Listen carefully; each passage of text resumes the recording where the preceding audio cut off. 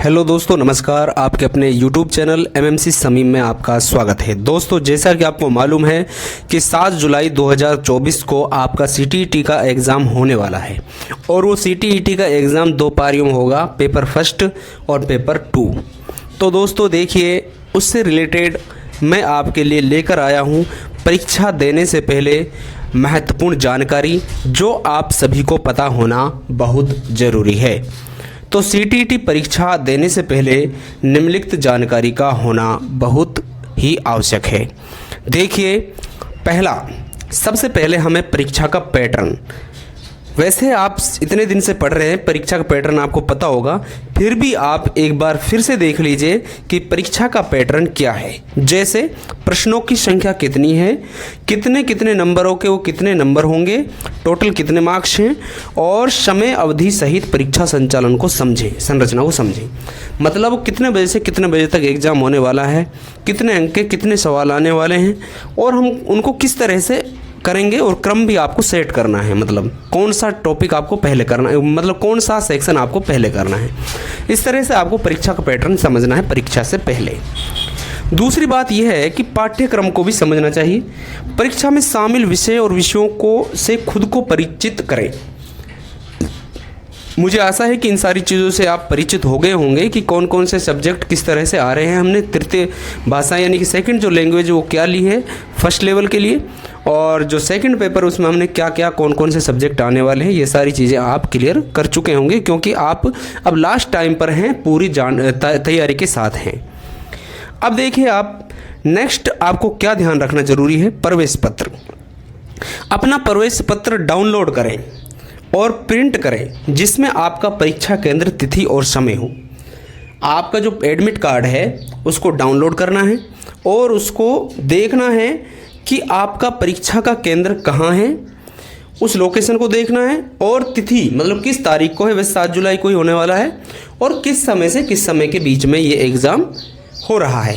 ये ऐसा नहीं हो कि हम फर्स्ट पारी में हमारा एग्ज़ाम हो हम सेकंड पारी में पहुँचे, या हमारा सेकंड पारी में एग्ज़ाम हो हम फर्स्ट पारी में पहुँच जाएं।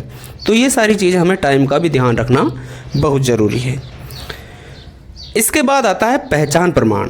आपको एक वैध पहचान प्रमाण ले जाना चाहिए, जैसे कि आपका आधार कार्ड है, आपका पैन कार्ड या ड्राइविंग लाइसेंस लेकर भी आप जा सकते हैं, और वो प्रमाण पत्र लेके जाएं जो आपके नाम, डेट ऑफ बर्थ या मम्मी पापा का नाम जो है वो आपके एडमिट कार्ड से मैच करता हो। उसके बाद आपको 5वें नंबर पर ध्यान रखने योग्य बात यह है स्टेशनरी। स्टेशनरी का मतलब यह हुआ कि आवश्यक स्टेशनरी, जैसे कि पेन होता है, बॉल पेन ले जाना आपको, पारदर्शी पेंसिल और कैलकुलेटर। यहाँ पर कैलकुलेटर की ज़रूरत नहीं है क्योंकि यहाँ पर अनुमति नहीं है। और आप साथ के साथ परीक्षा केंद्र के लिए आपको क्या जरूरी है, छठी बात क्या महत्वपूर्ण है, परीक्षा केंद्र का पता और स्थान दोबारा जांच लें। कई बार हमारे साथ ऐसा होता है कि हम परीक्षा देने जाते हैं, उसी टाइम हमें पता लगता है कि परीक्षा केंद्र कितना दूर है, कहाँ पर है, लोकेशन डालने के बाद भी हमें परीक्षा केंद्र नहीं मिलता है। तो ऐसे आप पहले ही कंफर्म कर लें किसी जानकार से, उस सिटी से संबंधित जिसमें आपका परीक्षा केंद्र एग्जाम सेंटर है, वहाँ पर आपको पता कर लेना है, दोबारा से जांच लेना है कि वो स्थान कहाँ है और परीक्षा केंद्र हमारा कहाँ है जहाँ मेरी परीक्षा होने वाली है। साथ के साथ आपको 7वीं बात क्या महत्वपूर्ण है, परीक्षा देने से पहले, CTET एग्ज़ाम देने से पहले, परीक्षा शुरू होने से कम 1 घंटा पहले परीक्षा केंद्र पर पहुँचने की योजना बनाएं। बिल्कुल, ये बहुत ही इम्पोर्टेंट बात है। यदि आपको किसी भी एग्ज़ाम में, CTET नहीं, किसी भी एग्ज़ाम में सिलेक्शन पाना है, आपने अच्छी तैयारी की है, यदि आप लेट सेट पहुंच रहे हैं तो आपका पेपर 100% लगभग आपका पेपर खराब होने के चांस है। यदि आप समय पर यानी कि परीक्षा शुरू होने से 1 घंटा पहले ही परीक्षा केंद्र पर पहुंच जाते हैं तो आपके तैयारी के अनुकूल पेपर होने की 100% संभावना है, अच्छा पेपर होगा आपका। उसके बाद नियम और निर्देश। अब नियम और निर्देश में क्या आता है, परीक्षा के नियमों को समझें, जैसे कि कौन सी सामग्री की अनुमति है या कौन सी निषिद्ध है। और साथ के साथ मैं आपको बता देता हूँ कि अपने जो सेक्शन होते हैं लैंग्वेज के, उसमें से आपको कौन सा पहले करना है, कौन सा बाद में करना है, और आपने सेक्शन लैंग्वेज वाले सेक्शन सेकंड लैंग्वेज कौन सी चुनी है, फर्स्ट लैंग्वेज कौन सी चुनी है। इस चीज़ का आपको बहुत ज़्यादा ध्यान रखना चाहिए, क्योंकि हम वहाँ पर हिंदी या संस्कृत जैसे फर्स्ट और सेकंड लैंग्वेज चुनी, हम क्या करते हैं कि फर्स्ट लैंग्वेज हम उसमें संस्कृत भर जाते हैं, घोड़े कर देते हैं, और सेकंड लैंग्वेज में हम हिंदी कर देते हैं। ऐसे हमको पता नहीं लगता, या हम फर्स्ट लैंग्वेज में जो दिए होते हैं लैंग्वेज उसमें से ही हिंदी कर देते हैं और उसमें से ही संस्कृत कर देते हैं। तो इस तरह से आपको ध्यान रखना अति आवश्यक है। अब देखिए इसके बाद और नियम कानून में एक और बात आई समझ मेरे, कि आपको परीक्षा जब देने जा रहे हैं तो एडमिट कार्ड में कुछ नियम लिखे होते हैं, निर्देश, उनको भी पढ़कर जाएं, उनके अनुकूल ही आप सामग्री लेके जाएं। इसके बाद अभ्यास, परीक्षा के लिए एक अनुभव प्राप्त करने के लिए नमूना पत्रों यानी मॉडल टेस्टों को पिछले वर्षों के प्रश्न पत्रों के साथ अभ्यास करें।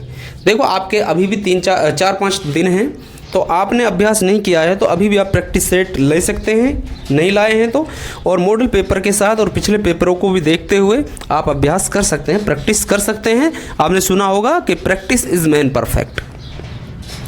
साथ के साथ 10वीं जो बात है याद रखने योग्य, CTET एग्ज़ाम देने से पहले शांत और केंद्रित रहें। आपको बिल्कुल शांत शालीनता के साथ रहना है। उससे आपको क्या फ़ायदा होगा कि परीक्षा के दिन सकारात्मकता आएगी और शांत और केंद्रित रहेंगे। यह जानकारी होने से आपको परीक्षा के दिन अधिक तैयार और आत्मविश्वासी महसूस करने में मदद मिलेगी। ये बिल्कुल सही बात है कि यदि आप इस तरह से इस पैटर्न के अकॉर्डिंग जो मैंने 10 बात बताई है, इस तरह से आप चलेंगे तो बिल्कुल आपको परीक्षा के दिन बहुत ही अधिक तैयार और आत्मविश्वास, मतलब अपना कॉन्फिडेंस के साथ आप महसूस करेंगे, और आपका कॉन्फिडेंस आपके पेपर में अच्छे होने में बहुत ही मदद करेगा। तो दोस्तों यह थी CTET एग्ज़ाम देने से पहले कुछ महत्वपूर्ण जानकारी। आप इन जानकारियों को ध्यान से देख लें और इसी अकॉर्डिंग आप पेपर देने से पहले ही जाएं। ये सारी चीज़ें देखकर तो आपका पेपर बहुत अच्छा होगा। Best of luck. पेपर देने से पहले ही हम आपको शुभकामनाएं देते हैं कि आपका CTET क्लियर हो। धन्यवाद दोस्तों, मिलते हैं किसी ऐसी ही जानकारी फुल वीडियो में।